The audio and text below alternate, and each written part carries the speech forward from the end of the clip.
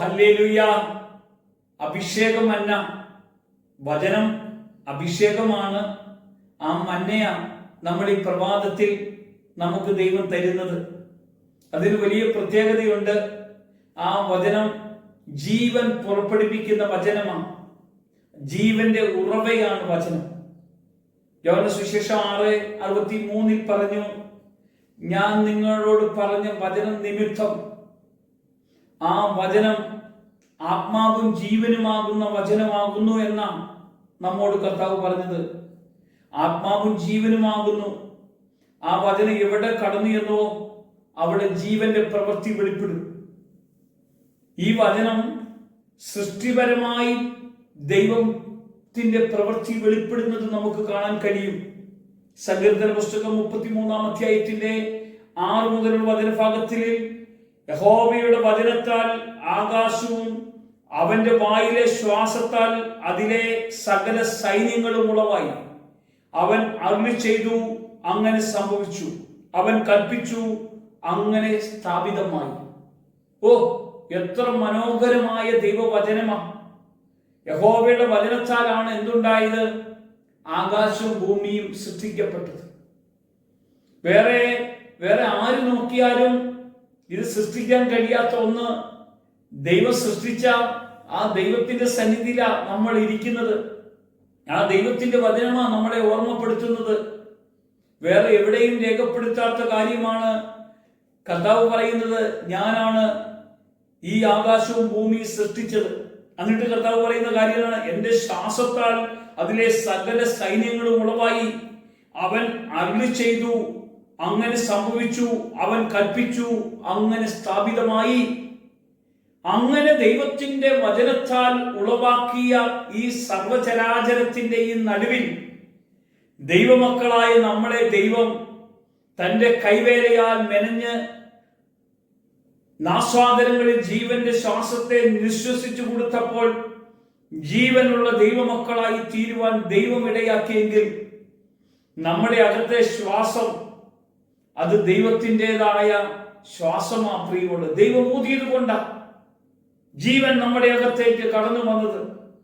ജീവനുള്ള ദൈവമക്കളായി നമ്മൾ തീരുവാൻ ദൈവം ഇടയാക്കി. ദൈവത്തിന്റെ മക്കൾ എന്ന പദവിയിലേക്ക് നമ്മളെ ദൈവം കൊണ്ടുവന്നു ഈ വചനത്താൽ. മക്കളെങ്കിലോ അവകാശികളാണ്. അവകാശികളായി നമ്മളോ ആബാ പിതാവേ എന്ന് വിളിക്കാം. ഹിന്ദുവെന്നോ മുസ്ലിമെന്നോ പുറംജാതിയെന്നോ സ്ഥിതിയെന്നോ അടിമയെന്നോ സ്വതന്ത്രനെന്നോ ചെറിയവനെന്നോ വലിയവനെന്നോ ഒരു വ്യത്യാസവുമില്ലാതെ എല്ലാവരെയും ഒരേപോലെ സ്നേഹിക്കുന്ന ഒരു കർത്താവിനെ നമുക്ക് കാണാൻ കഴിയണമെന്നേ, നമുക്ക് അറിയാൻ കഴിയണമെന്നേ, നമുക്ക് അനുഭവിക്കാൻ കഴിയണമെന്നേ ഈ വചനം എന്നും നമ്മെ അഭിഷേകം ചെയ്തു നിർത്തും. പ്രഭാതത്തിൽ നമ്മൾ ദൈവത്തിന്റെ കൂടെയാണ്, കർത്താവിന്റെ കൂടെയാണ് ഉണരുന്നതെങ്കിൽ ആ പ്രഭാതം മുതലുള്ള എല്ലാ സമയങ്ങളിലും നമ്മെ കാക്കുന്ന നമ്മുടെ ദൈവം, നമ്മുടെ കർത്താവ് നമ്മുടെ കൂടെയുണ്ട്. പ്രിയമുള്ളവരെ, ഈ വചനം പറയുമ്പോൾ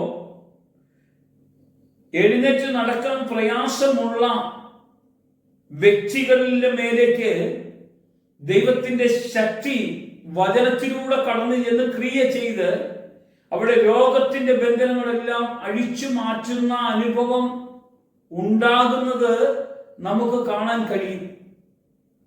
ഈ വചനം നമ്മൾ ഉരുവിട്ടാൽ മതി, നമ്മൾ പറഞ്ഞാൽ മതി.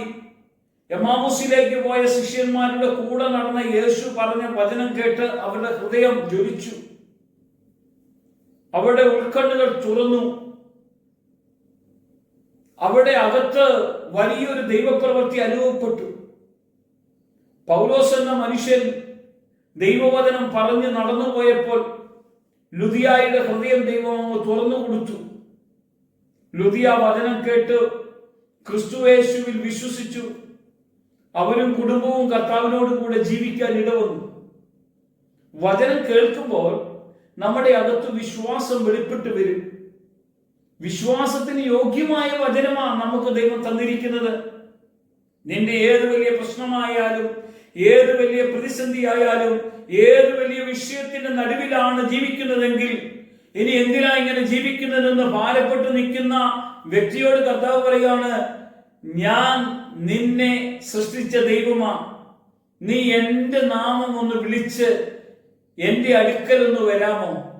നിന്റെ പ്രശ്നങ്ങൾ മുഴുവനും ഞാൻ പരിഹരിച്ച് നിന്റെ വിഷയങ്ങൾ മുഴുവൻ ഞാൻ ഏറ്റെടുത്ത് നീ എൻ്റെ മകനായിട്ട് ഞാൻ നിന്നോട് പറയുന്ന വാക്കുകൾ അനുസരിച്ച് നിനക്ക് ജീവിക്കാൻ ഇന്നു മുതൽ കഴിയുമെങ്കിൽ നീ എന്നോട് കൂടെ ഞാൻ ആയിരിക്കുന്ന സ്ഥലത്ത് ഞാൻ നിന്നെ കൊണ്ടുപോകും. അതിനുവേണ്ടിയാ ദൈവം നമ്മെ വിളിച്ചത്. ഈ വചനത്തിന്റെ ശക്തി അത്ര വലുതാ പ്രിയമുള്ളവരെ.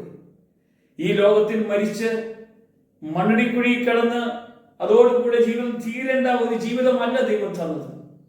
ഒരു നിശ്ചിത, ഒരു ദൈവത്തോട് കൂടെയുള്ള ഒരു നിത്യവാസം ദൈവം നമുക്ക് അവിടെ ഒരുക്കാൻ, ഇവിടെ നമ്മൾ പ്രാർത്ഥനയോടെ ജീവിക്കാൻ, കർത്താവിന് വേണ്ടി പോകാൻ കർത്താവ് നമുക്ക് എല്ലാവർക്കും കൃപ തരട്ടെ. കർത്താവേ, നിന്റെ ശക്തിയാൽ ഞങ്ങളെ നിറയ്ക്കണം. യേശുവിന്റെ നാമത്തിൽ തന്നെ ആമേൻ.